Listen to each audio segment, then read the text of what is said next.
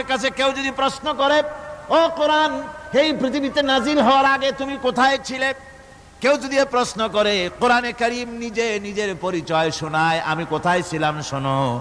বাল হুয়া কুরআনুম মাজিদুন ফি লাউহিম মাহফুজ, বরং এই কিতাব অতীব মর্যাদা সম্পন্ন সুরক্ষিত ফলকে লিপিবদ্ধ ছিল, আমি ছিলাম লৌহে মাহফুজে, সেখান থেকে এসেছি।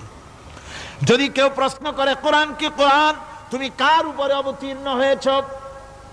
জবাব কোরআন নিজেই দেয়, ওয়া আমিনু বিমা নুজিলা আলা মুহাম্মাদ ওয়া হুয়াল হাক্কু মির রাব্বিহিম।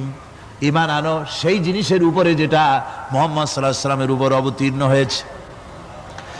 আবার অন্য আয়াতেও জবাব পাওয়া যায়, তাবারাকাল্লাযী নাযাল